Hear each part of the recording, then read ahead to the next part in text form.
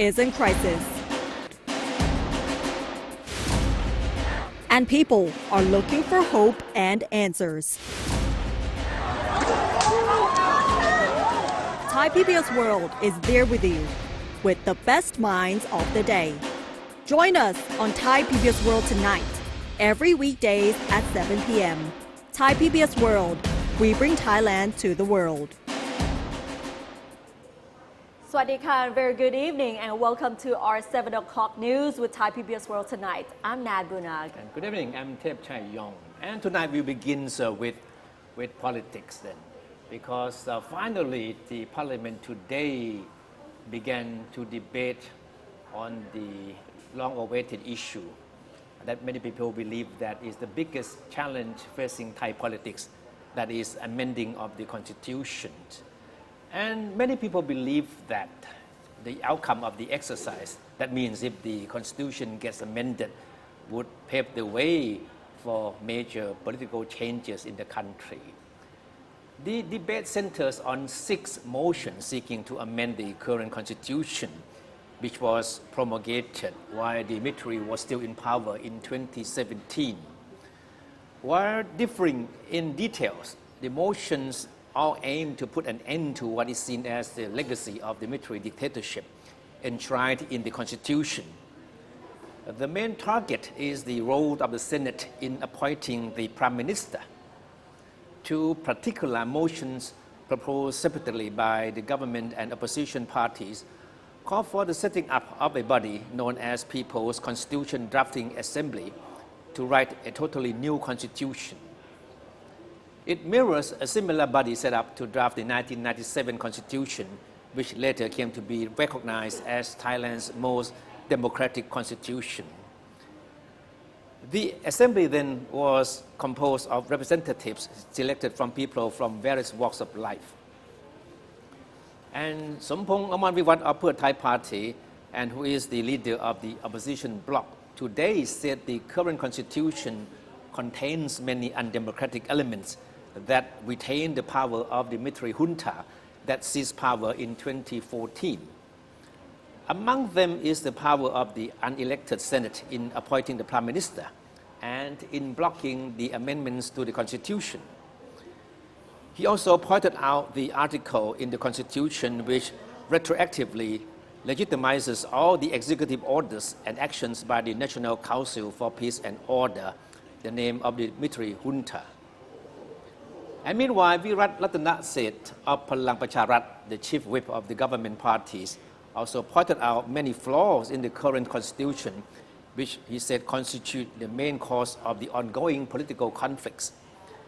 And he said there is a need for a wholesale revision of the constitution, except for the sections that deal with the monarchy. Both the motions proposed by the government and opposition parties demand the setting up of a People's Constitution Drafting Assembly to write a new constitution, but they differ in details of its structure. The debate on the constitutional amendment motions will continue until Thursday evening, before each of them will be put to a vote by members of both the House of Representatives and the Senate in their first reading. But ultimately, the motions can make it through or not, depends on whether they get the consent of the powerful Senate. First, the politicians will need to convince the senators to agree to amending Article 256 of the Constitution. The article specifies that any amendment to the Constitution requires support of at least 1/3 of the Senate. That means at least 84 out of the 250 senators must give their approval if a constitutional amendment is to pass in its first reading. And that's just the first hurdle. In the third and final reading, a simple majority of both the House of Representatives and the Senate, that is 375 out of 750, is needed for a constitutional amendment to be passed. So the big question is how many of the senators will play along, because even up to today, it's still very difficult to gauge the mood of all 250 senators. Some of them might have made clear their stand on the issue, right? But most of them still keep their cards very close to their chest. And it is obvious that among the 250 senators, they seem to have very split views on how the Constitution should be amended. And a few have come out openly to advocate changes to the Constitution along the lines proposed by both the government as well as opposition parties. But it looks like these senators are on the minority side. That's right. And of course, there are still those in the so-called group of 60 independent senators. These people want to portray themselves as being independent. Senators, yes, appointed by the military, yes, but not beholden to any particular groups of people, especially those in power. And this particular group of senators said that they would support changes for certain sections or articles of the Constitution, but they would resist any wholesale revision of the Charter out of fears that it would open a Pandora's box. At the same time, Senate President Phornphetwitit Cholachai insisted before the debate this morning that all senators are independent in making their decision on how to vote on the motions. He said there is no instruction from anyone for them how to vote. At the same time, Senator Pirasak Phojit, a former prosecutor, said a compromise needs to be struck among all the legislators pushing for constitutional changes. He admitted that there are still divergent views on the issue among most senators. However, he said he personally supports the idea of having a People's Assembly to draft a new constitution. Senator Phornthip Rojanasunan, a well-known forensic pathologist, has made it clear she is personally in favor of removing the Senate's role in the appointment of the Prime Minister. She said it had been expected that the Senate should help put a good leader in power to help solve the country's problems, but that has not been the case, she said. Under the present political context, Phornthip sees this particular role of the Senate as being useless and should be done away with. Her view is also shared by another senator, Wanchai Sonsiri, who said the current constitution was drafted under specific political circumstances, which are no longer relevant under the present context. He pointed out the Senate's role in appointing the Prime Minister as being something anachronistic. Of course, never forget the fact that all the 250 senators were directly or indirectly handpicked by Prime Minister Prayut Chan-o-cha when he was still the leader of the military junta a few years ago. And of course, there's a general belief that these senators would be beholden to the Prime Minister. And that means that there's a general belief that they will vote on the issue of amending the Constitution as to how the Prime Minister wants them to vote. So that is the belief of many people. But so far the problem is that we still don't know what the Prime Minister is thinking on this issue. He has made some comments, but not a commitment and not a promise that he will or will not have any influence over these senators on how they will vote for these motions of the constitutional amendments. And if we all remember last year when we found out that the senators picked the Prime Minister, everyone, not necessarily everyone, but those who don't really agree are very unhappy with it. So that is why everyone is coming out to tell us that this really needs to change. And people think it's not really fair for these senators to pick their own Prime Minister when they already had an election. All right, so in fact, while they were debating this issue in the House, outside the Parliament, there was a lot of activities, right? Yes, as the members of the Parliament sat down to debate the motions on constitutional amendments, anti-government protesters staged flash rallies at a number of military headquarters. They began at the headquarters of the Royal Thai Army on Rajadamnern Avenue to declare their opposition to the military-appointed Senate. They focused their attacks on senior military leaders who also serve in the Senate. Under the provisional clause of the current constitution, commanders of the three armed forces, the Supreme Commander, and the National Police Chief are ex officio senators. The rally took place as outgoing Army Commander-in-Chief General Apirat Kongsompong and more than 300 military officers attended a farewell ceremony to mark their retirement inside the Army headquarters. The protesters later moved their demonstration to the Defense Ministry, the Royal Thai Navy, the Royal Thai Air Force, the Supreme Command, and the National Police headquarters. Police ordered the protesters to disperse as they had not sought prior permission for the gatherings. However, they decided to ignore the police order. During the demonstrations, the protesters conducted mock rituals to curse the military leaders. The anti-government protesters have declared they will rally at the parliament tomorrow to put pressure on the legislators to amend the constitution. And on the other hand, the members and supporters of a self-proclaimed royalist group today visited the parliament to submit a petition to oppose the ongoing attempts to amend the constitution. The petition was accompanied by a list of 130,000 signatures of people who are against the motions amending the constitution being debated in the parliament.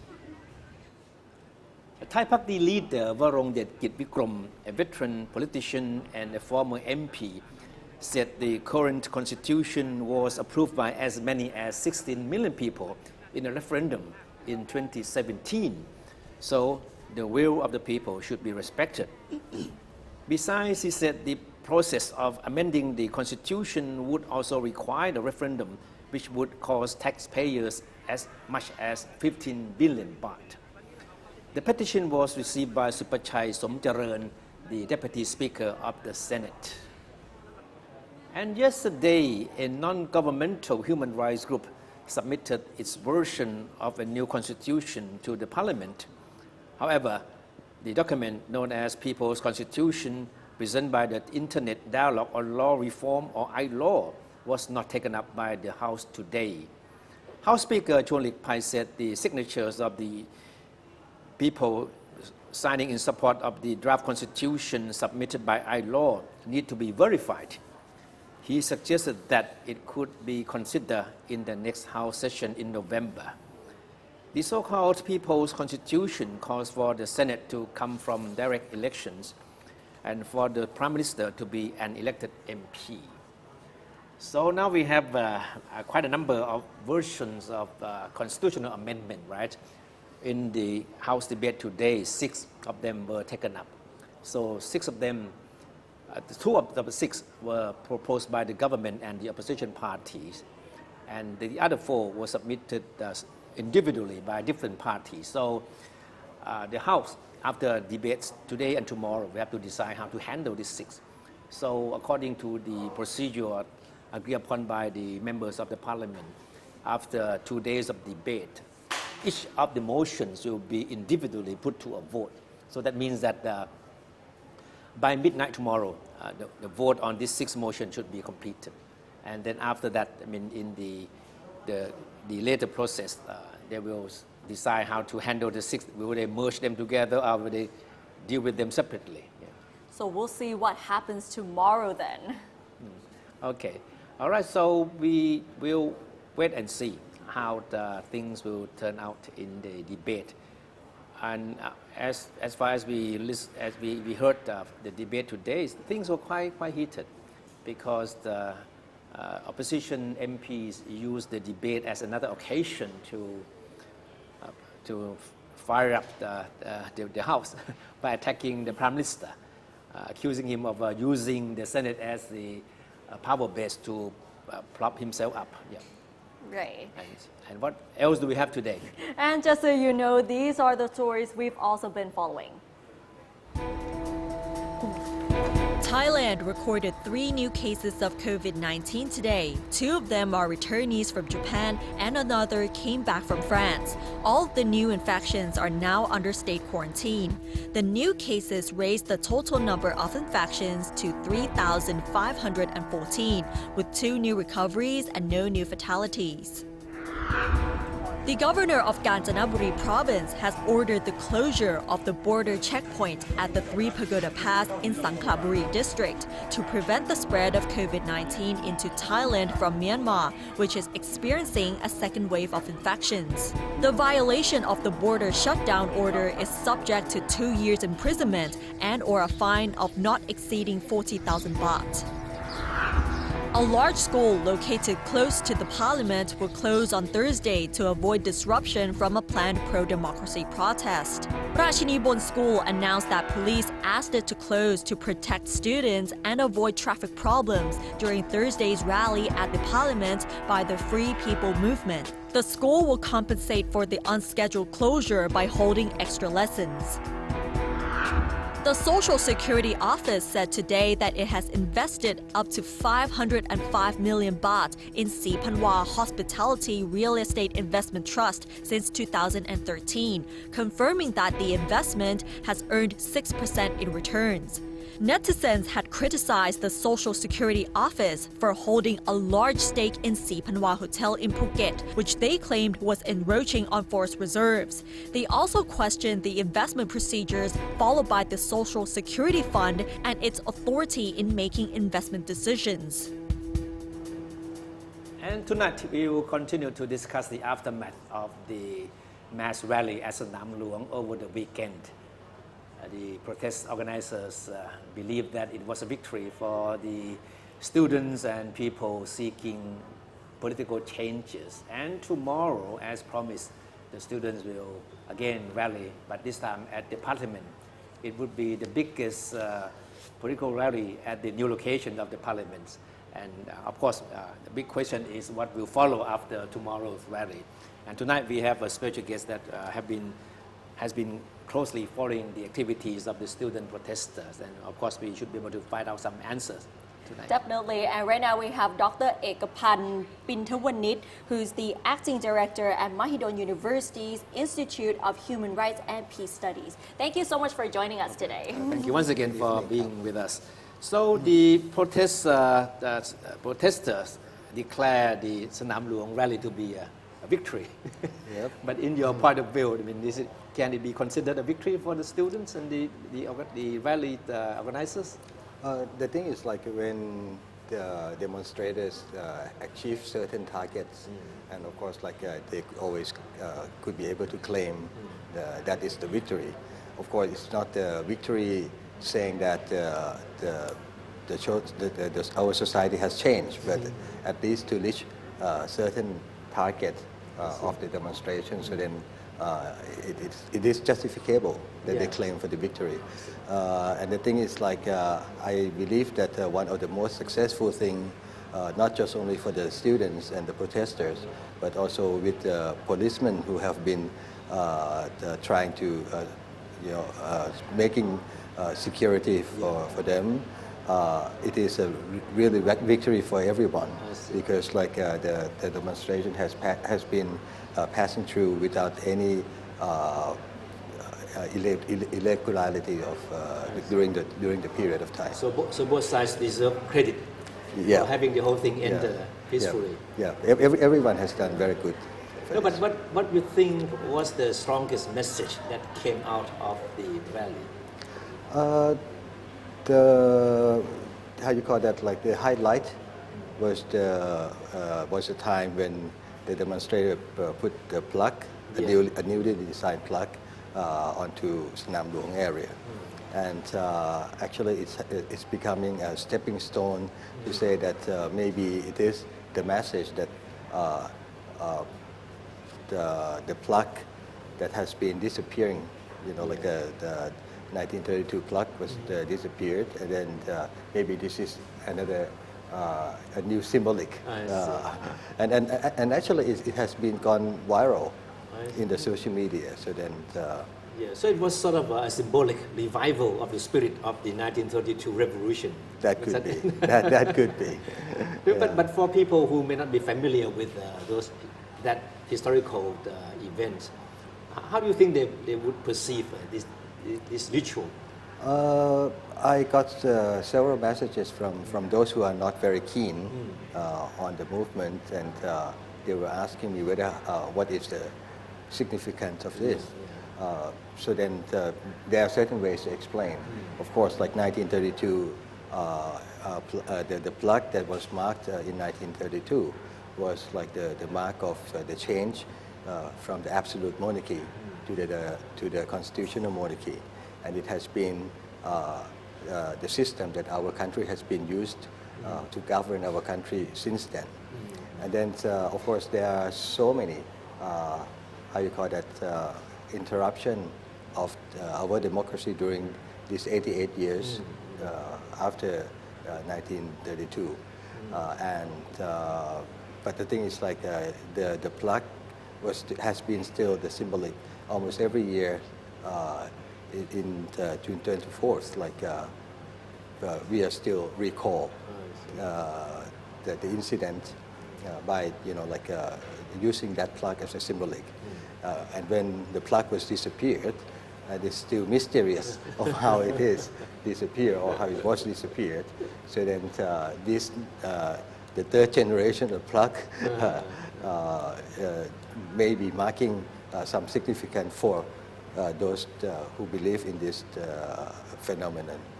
And with the recent protests, we saw a lot of students as well as the older generation, which is opposed from previous protests where most of them are just students.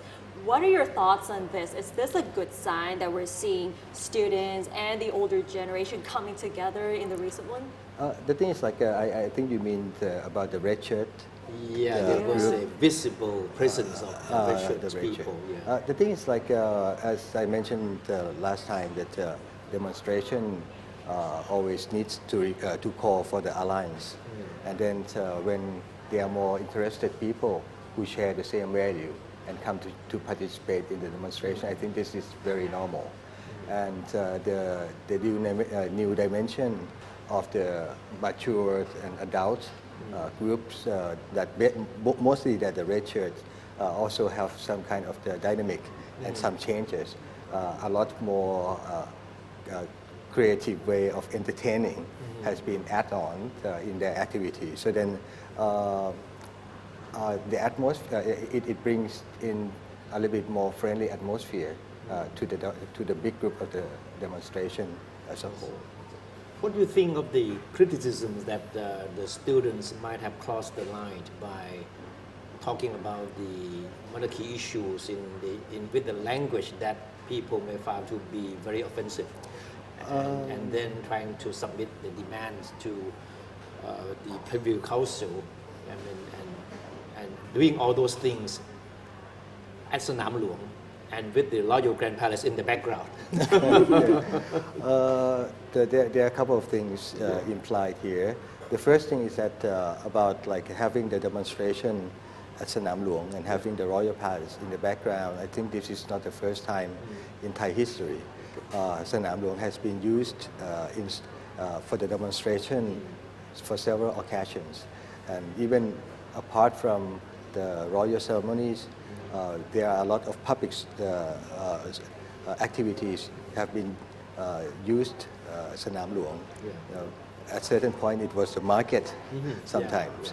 So I think, but of course, like in the past decade, during the renovation of Sanam Luang, so then there are very few activities. So that maybe people started to not used to with those activities. But I think in this sense, if you go back into several decades earlier, the use of Sanam Luang as a demonstration site and also with any other public activities is pretty normal.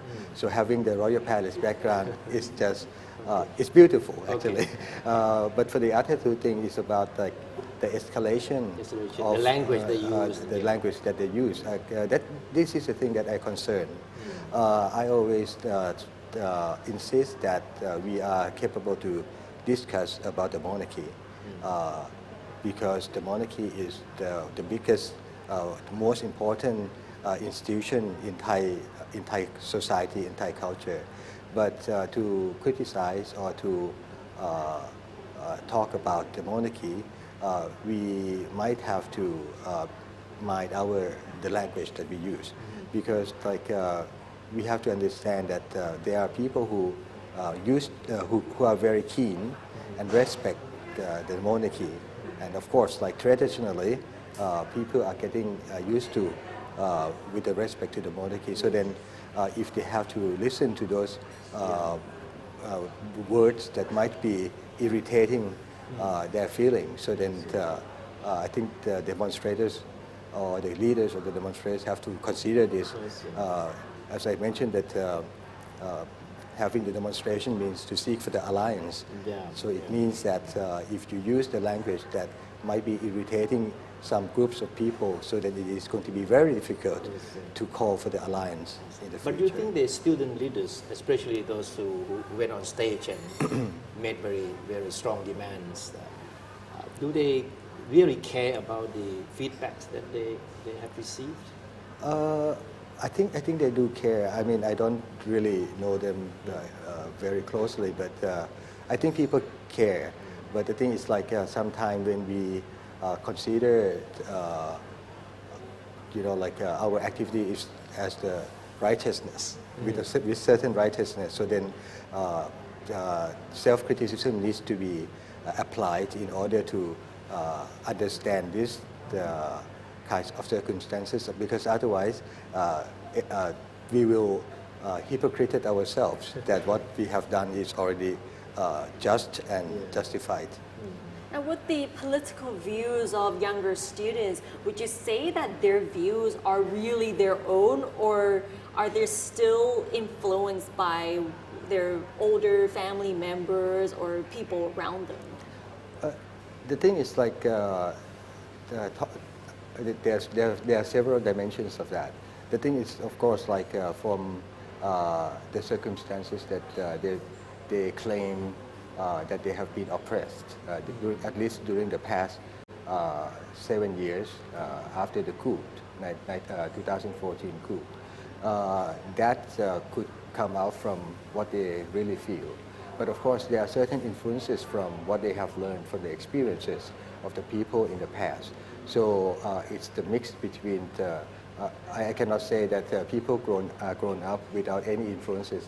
We are influenced by one of either ways.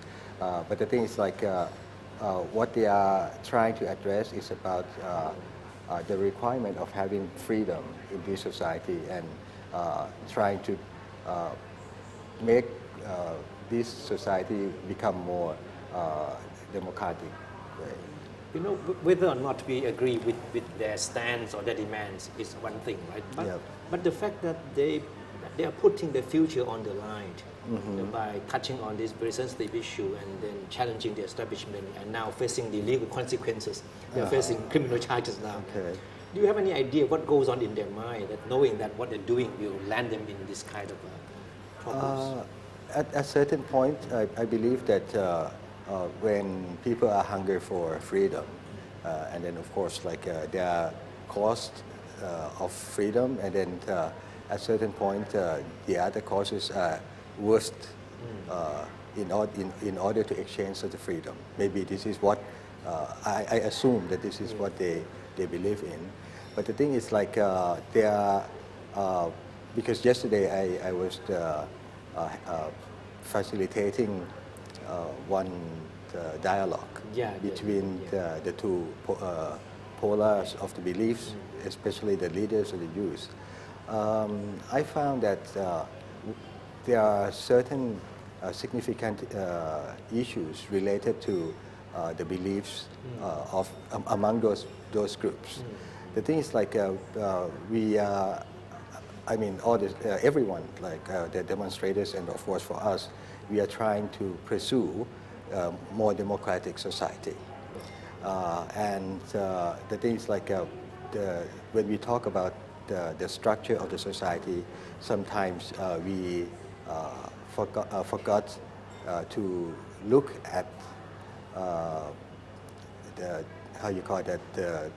the human level, like the interaction between human and human, which means that at a certain point, even we have totally different beliefs in the political standpoint, but there are certain aspects of people's life that human and humans could be participating. There was one student asking me whether it is necessary to tolerate the dictatorship. I was answering him that we are not tolerating the dictatorship. We are tolerating the ideas of other people in our society. So that's a little bit different. So then if they can distinguish between the systematic or the social system and the interpersonal relationship of human being in our society, so then there will be some rooms that they can develop the activities and the movement in the future. So at this point, you think it's still not late or not too late for dialogue between the protesters, the students, and the government, the Prime Minister in particular? Because as we know that the Prime Minister himself once or twice promised to have a dialogue with the students, right? But that never materialized. So you think there's still time for that to happen? I think our society is not quite used to with this kind of dialogue. We always have certain conflict resolution means by the winner takes all. Like when we are conflicted with somebody else, we bring the issues to court. The court is also one of the conflict resolution technique. But when you win the case in the court, it means the conflict solved, but the winner takes all.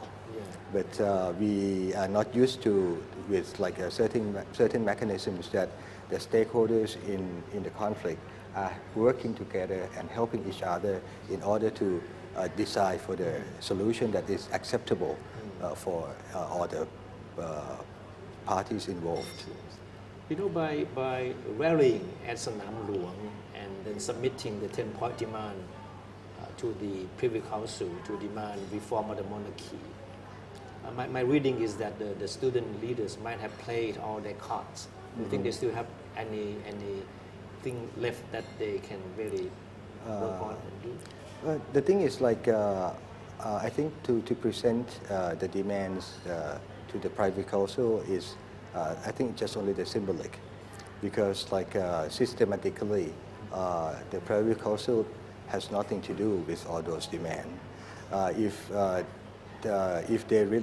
the students wants to see that this demand is being discussed, because it needs to be discussed, and finally some parts of it could be realized or could be made realistic.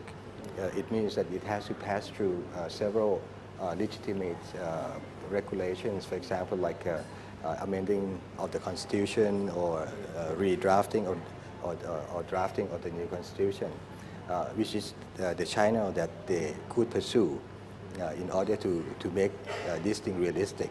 So then I don't think this is the just only the final card on the that they take to play, but it could be just a kind of a symbolic movement. But the thing is, like, I'm not sure whether what they are going to discuss with what they are going to propose tomorrow to the Parliament. But if it is more systematic, and then of course like find some tangible demands or the process that the Parliament can take into account in order to make the constitution amendment and drafting a new one. So that might be helpful. Now that the Parliament already started debating about the Constitution amendment, would you say that it has achieved one of the goals of the protesters? The thing is like the Parliament has the issue of the amending the Constitution has been discussed in the Parliament for over a year. I think even just like recently after the election. So it's just only a kind of consequences and sequences that it just at the same time, at the same point. And of course there might be some influences, but the debate on the constitution amendment is just it just go with which is by its own mechanism. And what will be the next move for the protesters then? I don't think I can answer for them. Oh, right. So, but the thing is, like, I believe that right now when this issue already raised in the parliament, they might be trying to give some pressure to the member of the parliament, of course, like including senates, who are the keys in order to pass the first readings of this constitution amendment. So if they can have enough pressure for the Senate, so then the senators, at least 84 senators are encouraged or buying their ideas. So then maybe the first reading would be passing the parliament. I think what the students are looking for, I think very much like what many of the opposition politicians want to see, that is the setting up of the so-called People's Constitution Drafting Assembly, right? So if that comes about, you think that would satisfy the protesters? That's one of the requests, demands in the past. So then, of course, like when the demand is achieved, so then the satisfaction, it brings a satisfaction anyway. So, but the thing is like, to pass the first reading, it means that you have to set up the special committee. That's right. Scrutinize it. Yeah. So then, we still have to wait and see of how the result of, because they are the draft of the government, the draft of the opposition party, and several separated articles involved, especially the role of the senates. So then, it looks like the students still don't have full trust in the process, right? Even me, because some of them see this as a sort of a delaying tactic on the part of some of the government MPs. The thing is like the process takes time, but the thing is like when you say that the student don't trust the system, trust, but not a full trust. not fully trust them, but the thing is like we have to follow the system, because this is the only thing that we will get a new constitution. That's right. I mean, apart from staging the coup, but this is the only way that we will get a people constitution. So then, no whether the system is stable or stabilized, we still have to follow this system. So then we have to rely on this system a little bit, but not to fully trust. It means that there are some, how you call it, the opportunities to have like a detour or error in the process, and actually I feel the same. But overall, you are optimistic that things will turn out happily. I have hope. Optimistic or not, I'm not sure, but I have hope because this is the way the only way that we can proceed. But the thing is like we can try to make some influences or some recommendations, or of course, if for the demonstrators, they can put some pressure on those who are, the party involved in this circumstance. So then that might help. All right. So thank you very much for your perspective and your views. Very interesting. All right. Let's keep a finger crossed that things will turn out, happily for everyone. Thank you. And that wraps up tonight's edition of Thai PBS World Tonight. We're all standing up, and we'll see you at 8 p.m. with our Thai version of our show, Tan Lokกับ Thai PBS World. Thank you for watching. สวัสดีค่ะ